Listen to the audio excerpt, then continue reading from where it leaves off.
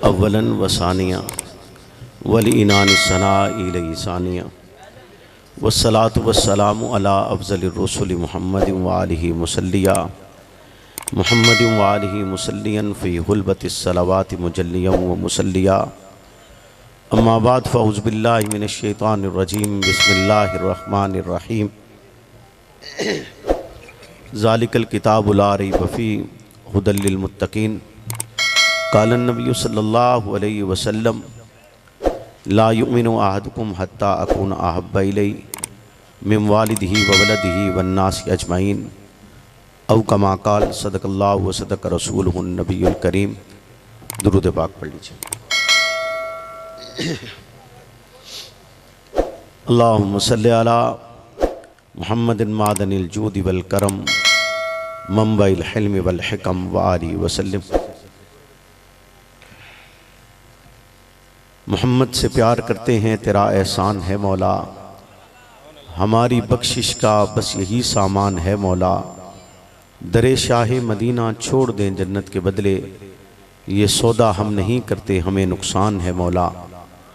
तेरे बागी तेरे शातिम बशर अच्छे नहीं लगते, तेरा साया न हो जिन पर वो सर अच्छे नहीं लगते।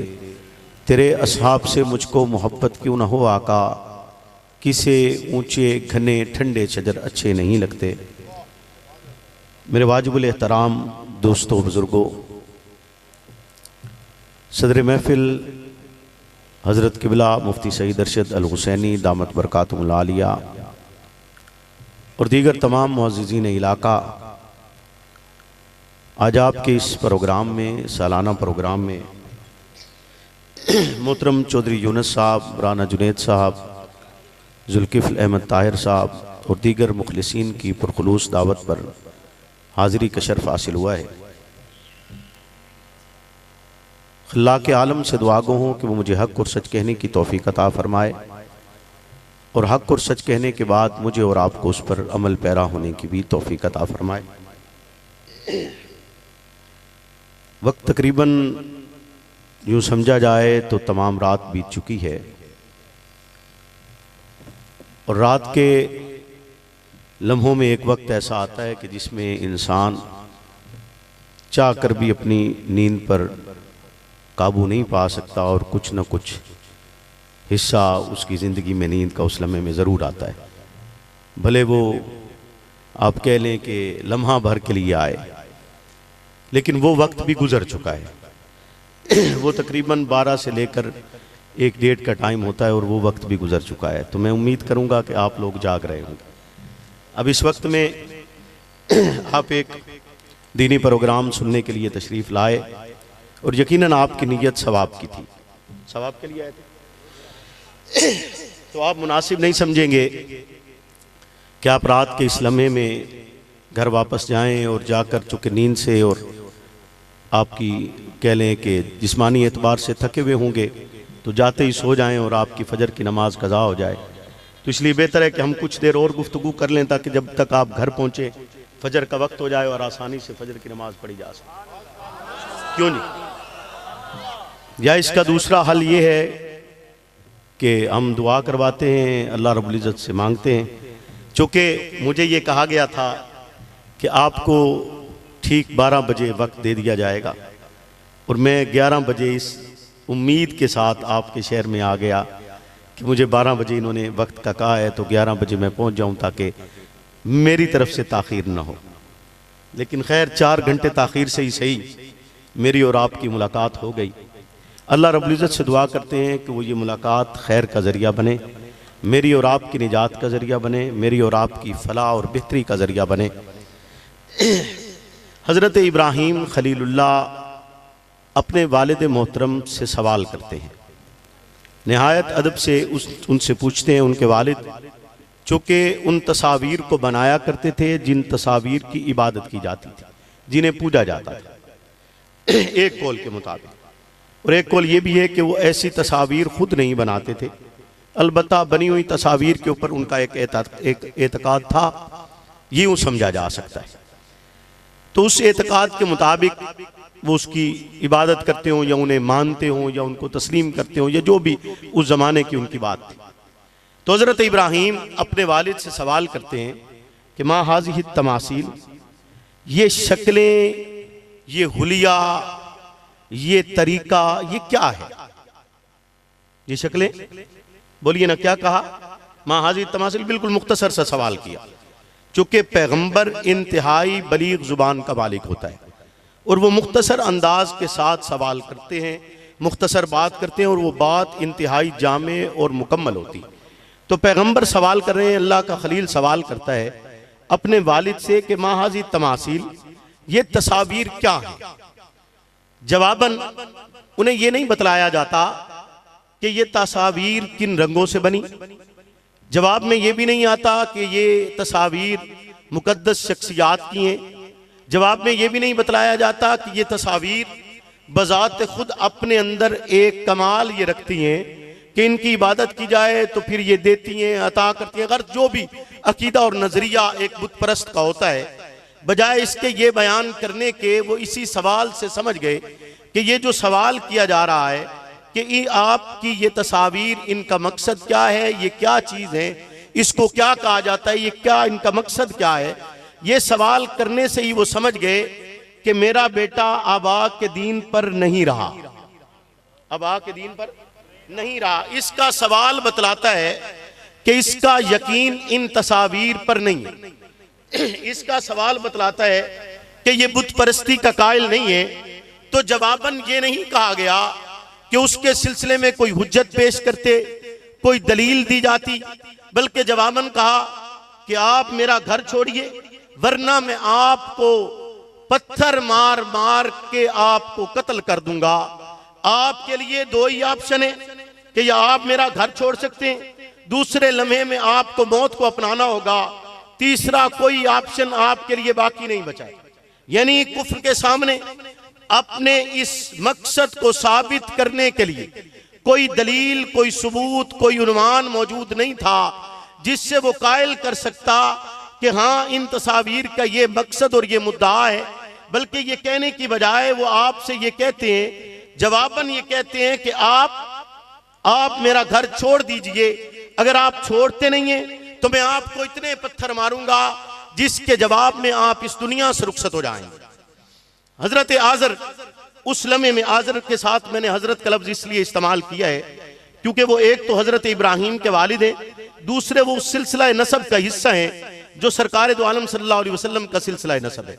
और लफ्ज हजरत का मतलब कोई ये ना समझा जाए कि उससे मुराद कोई ईमान होता है। लफ्ज हजरत बतौर एहतराम बोला जाता है, इंसानियत के एहतराम के लिए उसको हजरत का लफ्ज इस्तेमाल किया जाता है। तो वो जवाबन कहते हैं कि जाइए, चले जाइए। फिर भी पैगंबर जवाब में कोई ऐसा जुमला कहे बगैर, कोई ऐसी दलील दिए बगैर, अब एक तरफ एक शख्सियत ऐसी मौजूद है जिसके लिए वालिद को पता है कि अब ये अपने नजरिए को तब्दील नहीं करेगा और ये जो सवाल कर चुका है, ये सवाल ऐसा सवाल है जिससे कुफ्र छुपता चला आ रहा है कि ये बुत क्या देते, ये चीजें जिनकी तरफ आप इशारा करके तलब कर रहे हैं, ये आपको कुछ नहीं दे सकती। महज आप इनकी शक्लो सूरत से अपने दिलों को जाहिरन इत्मीनान में मुब्तला कर रहे हैं कि आपके सामने आपका खुदा किसी शक्ल में मौजूद है और आपने उसको एक अमली शक्ल देकर उसको अपना मुश्किल कुशा तस्लीम कर लिया है। लेकिन हकीकतन ये चीजें आपको कुछ दे नहीं सकती। ये सवाल जिन दिलों में जागुज़ी हुआ है, फिर बातिल का जवाब उनके लिए यही रहा है कि आपको रास्ते से हटाया जाएगा, आपको खत्म किया जाएगा, आपको कत्ल किया जाएगा। इसके अलावा उनके पास कोई और जवाब बाकी नहीं बचता है, कोई दलील बाकी नहीं बचती। इब्राहीम घर छोड़ते हुए फिर अगले अल्फाज ये अदा करते हैं और कहते हैं कि मैं आपके लिए अपने रब से इस्तिग़फ़ार करूंगा, कोशिश और दुआ करूंगा कि शायद आप ईमान की तरफ लौट आएं, आप साहिब ईमान हो जाएं, एक खुदाए वहदहू ला शरीक को तस्लीम कर लें। याद रखिएगा, किसी भी जमाने में जो नबी और पैगंबर मौजूद होते हैं, उससे ज्यादा आलिम और फाजिल उस जमाने में कोई फर्द मौजूद नहीं होता। दूसरे नंबर पर सिर्फ आलिम और फाजिल होने की हैसियत से नहीं, बल्कि हुस्न के एतबार से भी उस जमाने में उससे बेहतर शख्स, उससे ज्यादा खूबसूरत कोई और फर्द मौजूद नहीं होता। हजरत इब्राहिम खूबसूरत भी हैं, हजरत इब्राहिम आलिम और फाजिल भी हैं, हजरत इब्राहिम सीरत और किरदार में भी बेहतरीन और आला है। हत्ता कि मैं अगर बात करूं तो बेजा नहीं है, और ये एक सच है। रिसालत पना इरशाद फरमाते हैं कि मुझसे लेकर आदम तक मेरे नस्ब में एक फर्द भी ऐसा नहीं आया जिसने जिंदगी में कभी ऐसी बेरारवी इख्तियार की हो जिसे जिना से ताबीर किया जाता है। यानी कि हजरत इब्राहिम का वालिद भी एक पाकबाज शख्स था जिसने कभी ऐसी बेरारवी इख्तियार नहीं की है जिसको आप जिना से ताबीर करते हैं। तो हजरत इब्राहिम का वालिद जवाबन अपनी बात पर डटा हुआ है।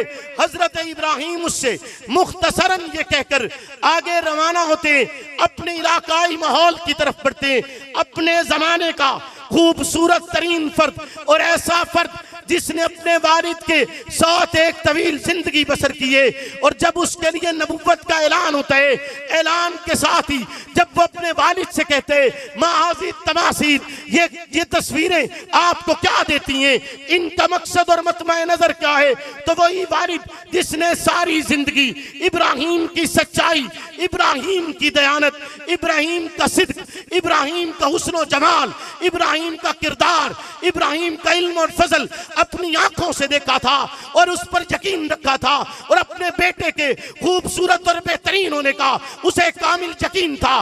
वही वालिद कहते कि या तो आप मेरा घर छोड़ सकते हैं या फिर आपको जवाबन कत्ल किया जाएगा। इब्राहिम अपना घर छोड़ते, किस लिए छोड़ते? ईमान के लिए छोड़ते। इब्राहिम घर और कुंबा छोड़ते, ईमान के लिए छोड़ते। वालिद छोड़ते, ईमान के लिए छोड़ते। अगरचे वालिद काफिर भी क्यों ना हो, तब भी तलकीन यही है कि आप जवाबन सख्त बात नहीं कर सकते।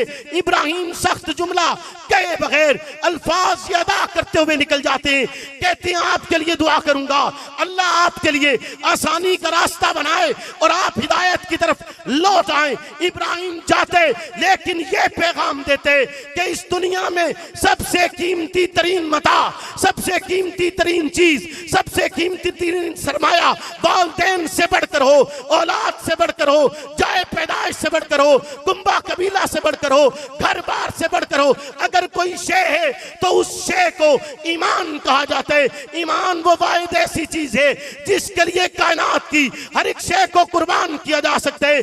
बच्चे कुर्बान किए जा सकते हैं, वालिदैन छोड़े जा सकते हैं, वतन तर्क किया जा सकता है, कुंबा कबीला छोड़ा जा सकता है। और इसी सुन्नत पर अमल पैरा होते हुए मोहम्मदुर रसूलुल्लाह की मुकद्दस जमात ने घर बार और वतन छोड़े, कुंबा कबीला छोड़े, अब आप दोस्त छोड़े, रिश्तेदारियां छोड़ी हैं, अपने दोस्त अब आप छोड़कर जिला वतनी को इख्तियार किए, मक्का जैसा बेहतरीन वतन छोड़े, मक्का जैसा तिजारती मरकज छोड़े, मक्का जैसा उकास का बेहतरीन बाजार छोड़े, मक्का जैसा अल्लाह का वो घर जिसको इस धरती पर रब का पहला घर होने का एजाज हासिल है, उस घर की मैयत और उस घर का साया छोड़े।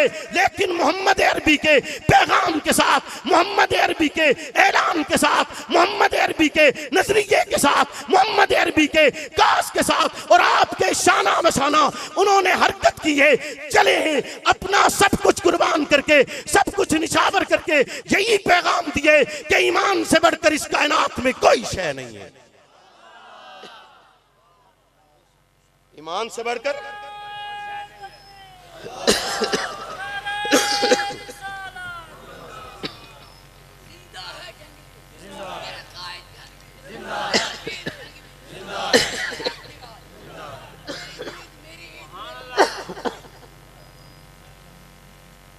तवज्जो है जी, बोलिए ना।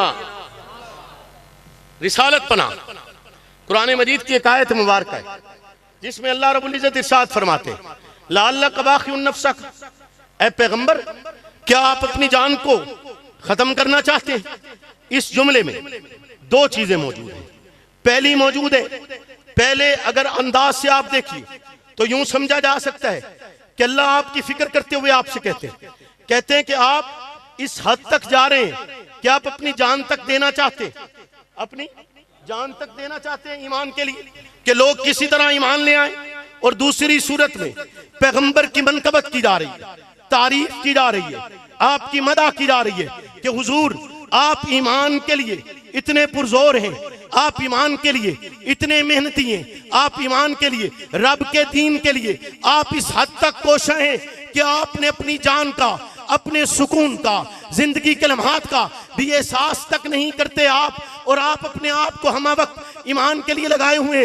रब कहते हैं मिलेगा उसे ही जिसे रब पसंद करेगा, रब कहते हैं मिलेगा उसे ही जिसका कल्ब व जिगर इस्लाम के लिए पसंद किया जाएगा, मिलेगा उसे ही जो रब की बारगाह में चुना गया है। रब जिसको चुन चुन के आपके पास लाएगा वही कहेगा अशहदु अल्ला इलाहा इल्लल्लाह व अशहदु अन्ना मुहम्मदन अब्दुहु व रसूलुहु। इसके अलावा कोई फर्क, आप भले कोशिश कर ले, आप भले जितनी मर्जी मेहनत कर ले, लेकिन आएगा वही जिसे रब लेकर आएगा, आपकी मेहनत से नहीं आएगा। आप एक तरफ अपने चचा पर मेहनत करते हैं, ईमान नहीं लाते, दूसरी तरफ हबशा से चलकर बिलाल आपकी बारगाह में आता है और ला इलाहा इल्लल्लाह का विर्द करता है, और फिर ऐसा डट जाता है कि उसे तपते हुए सहरा में उसके सीने पर गर्म पत्थर रखे जाते हैं, उसकी पीठ को अंगारों से जलाया जाता है, लेकिन उसकी जुबान जो अल्फाज आपसे सीख चुकी थी वो अल्फाज बोलती रही, आपको पुकारती रही, हत्ता के अपने आप को उन्होंने आपकी जात के लिए कुर्बान किए, मेहनतें किए, फिक्र किए, लेकिन ईमान को किसी लम्हे में भी तर्क नहीं किया। और रिसालत पना ने ईमान के लिए इस दर्जे मेहनत की कि वादी अरब का कोई पत्थर ऐसा नहीं जो रिसालत पना के मुकद्दस वजूद पर बरसाया न गया हो, लेकिन हुजूर के रास्ते में कांटे बिछे तब भी तबलीग नहीं छोड़ी, हुजूर के रास्ते में गालियां आई तब भी तबलीग नहीं छोड़ी, आप पर तान किया गया तब भी तबलीग नहीं छोड़ी, आप पर इल्जाम तराशी हुई तब भी तबलीग नहीं छोड़ी, आप पर पत्थर बरसाए गए, हत्ता कि आपके नालेने मुबारक लहू से रंगीन हो गए, तब भी रिसालत पना ने दीने मतीन की तबलीग को तर्क नहीं किए, इलाहे कलिमतुल्लाह के अल्फाज को तर्क नहीं किए, हत्ता कि वो वक्त आया कि आपको अपने इब्राहिम की सुन्नत पर अमल पैरा करते हुए आपको वतन छोड़ना पड़े, लेकिन मोहम्मद अरबी ने अपना पैगाम नहीं बदला, वतन छोड़ दिया है। पैगाम नहीं बदला, पैगाम नहीं बदला, लेकिन वतन, बोलिए ना, वतन, वतन छोड़ दिया, खुद को कुर्बान किया। बोलिए ना कि अल्लाह कह रहे हैं अल्लाह का बाकी नफ्स, आप खुद को कुर्बान कर देंगे। ऐ नबी थोड़ा ठहर जाइए, थोड़ा ठहर जाइए, इस हद तक मत जाइए, लेकिन जो कल्ब जिगर रब ने इस्लाम के लिए पसंद किया वही कल्ब जिगर ईमान लेकर आया, वही कल्ब जिगर ईमान लेकर।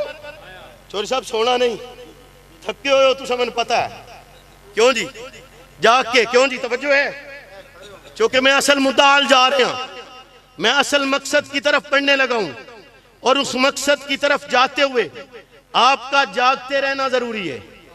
बोलिए ना, आपका जागते रहना जरूरी है।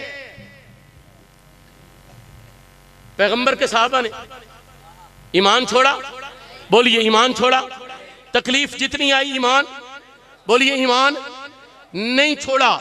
जिस हद तक वक्त गुजरता चला गया, जिस हद तक वक्त गुजरता चला गया, लेकिन मोहम्मद अरबी का कोई भी सहाबी आपका दामन छोड़कर नहीं गया है, आपका दामन छोड़कर, बोलिए आपका दामन छोड़कर नहीं गया, हत्ता कि उसे कोई भी कुर्बानी पेश करना पड़ी तब भी आपका दामन छोड़कर नहीं गया। एक सहाबी सामने मौजूद है, पीछे सरकार खड़े, काफिर हमलावर होता है और हमलावर होकर कहता है कि रास्ते से हट जाओ नहीं तो कत्ल कर दिए जाओगे, और हम तेरे महबूब तक पहुंचना चाहते हैं। वो जवाबन कहते हैं कि कत्ल और सरकार की जात तक, आपकी जात तक तलवार का पहुंचना, हम तो आपकी जात तक कांटा भी बर्दाश्त नहीं करते, तलवार तो दूर की बात है। वो मुकद्दस जमात के सरकार गज़वे की नियत से, जंग की नियत से, तबलीग के लिए नहीं, हज और उमरा की नियत से नहीं, तिजारत की गर्ज से नहीं, जिहाद की गर्ज से, गज़वे की वजह से आप मदीना तैयबा से निकलने लगते हैं। आपका काफिला आपके हमरा है। इतने लम्हे में एक सहाबिया खातून आती हैं, वो सामने से आ रही हैं, तो उसका लखते जिगर दूध पीता हुआ बच्चा, शीरखार बच्चा उनके सीनों से लगा हुआ है। वो सरकार की बारगाह में आते हैं तो वो बच्चा सीने पर नहीं रहता, उठाकर इस तरह दोनों हाथों पर बुलंद करके रिसालत पनाह के सामने करती हैं। रिसालत पनाह की बारगाह में पेश करके इसलिए नहीं पेश किया कि हुजूर दम कर दीजिए, इसलिए नहीं पेश किया कि हुजूर बच्चा पैदा हुआ है तो इसके कानों में आजान दे दीजिए, इसलिए पेश नहीं किया कि हुजूर इस लखते जिगर का कोई नाम रख दीजिए कि आपकी जुबान मुकद्दस से अल्फाज निकलेंगे, आप नाम रखेंगे, यकीनन ये ईमान पर कायम रहेगा। नहीं नहीं, वो खातून दम करवाने नहीं आई थी, वो नाम रखवाने नहीं आई थी, वो अजान दिलवाने नहीं आई थी। वो सहाबिया खातून कहती है कि अल्लाह के नबी, मैं तो आपके हमरा इस गज़वे में नहीं जा सक रही, लेकिन ख्वाहिश ये रखती हूं कि मेरा ये लखते जिगर अपने हमरा ले जाइए।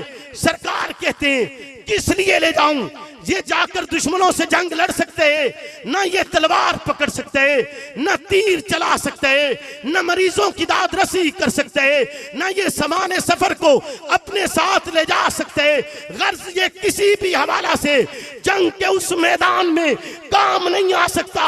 तो उस सहाबिया खातून ने वो तारीखी अल्फाज अदा किए जिनका नेमल बदल इस कायनात में कोई अदा नहीं कर सकते। वो खातून कहती है अल्लाह के पैगंबर, मेरा ये लखते जिगर हमरा ले जाइए। किसी लम्हे में अगर दुश्मन का तीर आपकी तरफ आते है, इसे बतौर ढाल इस्तेमाल कीजिएगा। दुश्मन की तलवार आती है, इसे बतौर ढाल इस्तेमाल कीजिएगा। हाय कुर्बान क्यों ना जाऊं उस सहाबिया पर जो अपना दूध पीता बच्चा भी पैगंबर की बारगाह में लाकर ये अल्फाज अदा करती है कि अल्लाह के नबी, इसे अपनी जात पर कुर्बान कर लीजिए, मैं भी राजी हूं और ये भी राजी।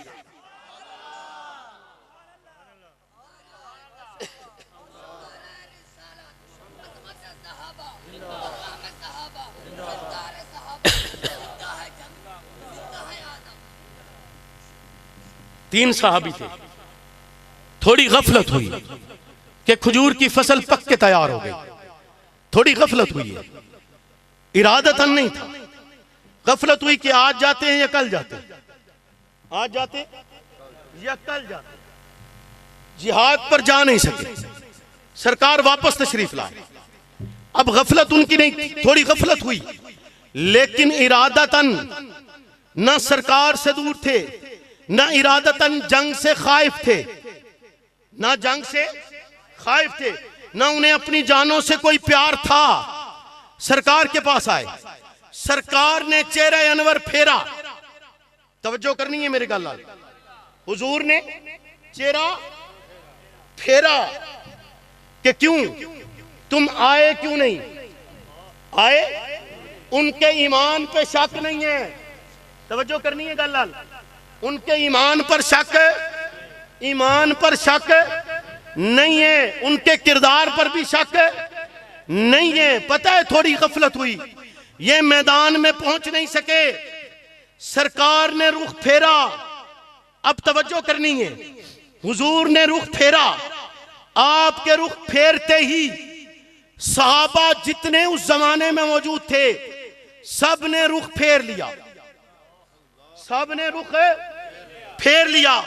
दोस्तों ने रुख फेरा, रिश्तेदारों ने फेरा, घर लौटे, बच्चों ने चेहरा फेर लिया, बच्चों ने चेहरा फेर लिया।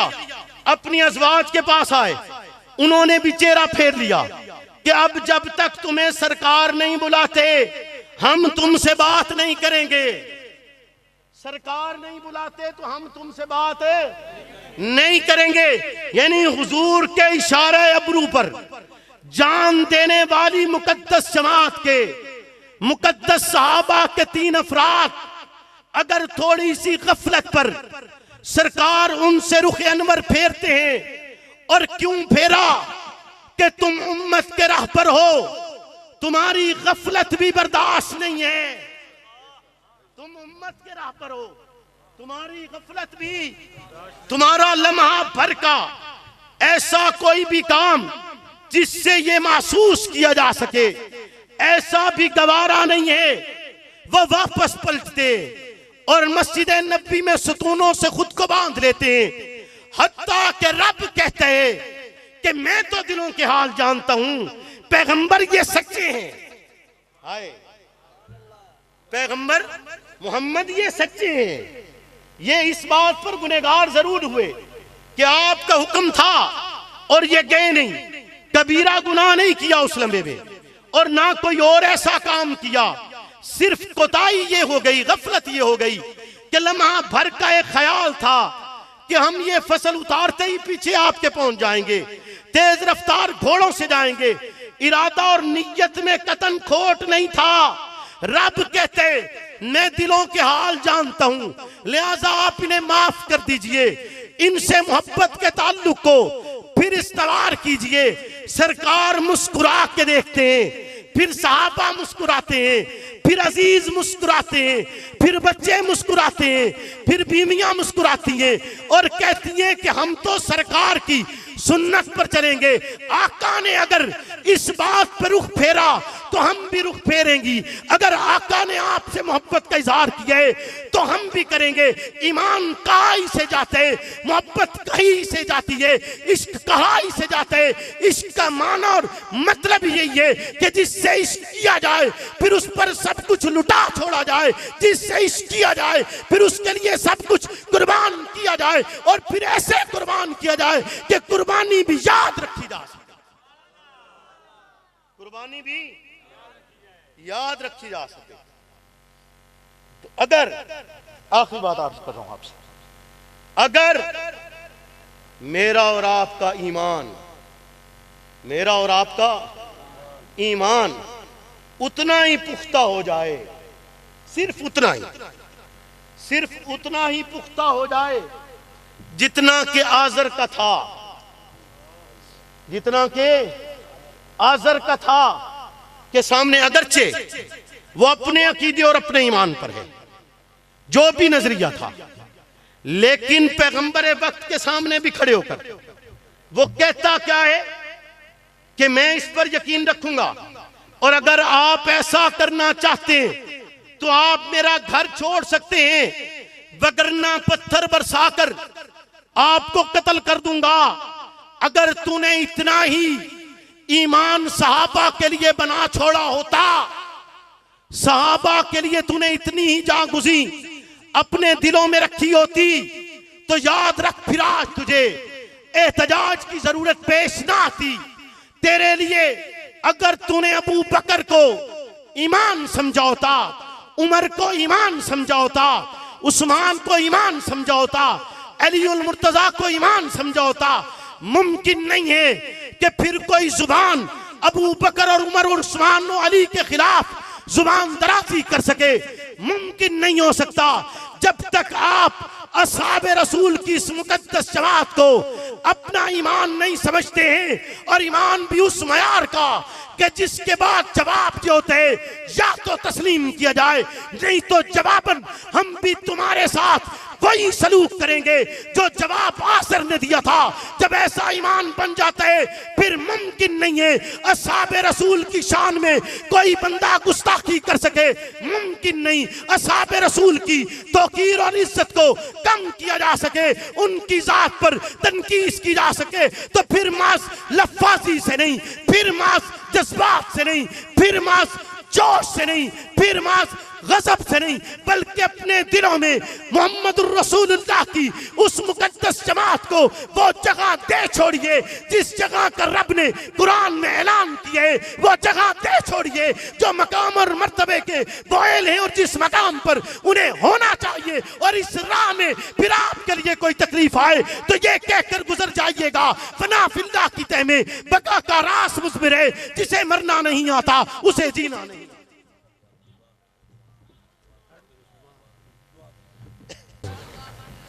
अल्लाहुम्मा बारिक अला मुहम्मद व बारिक अला मुहम्मद।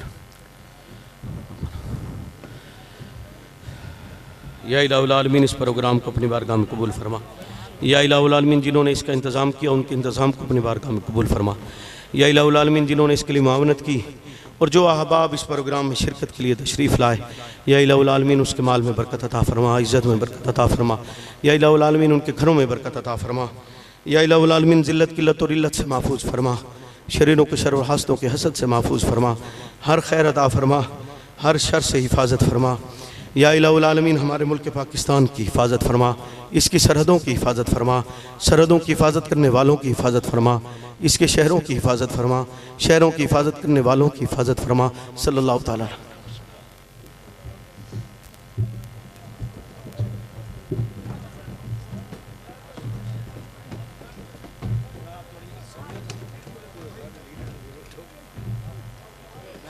सुन लिया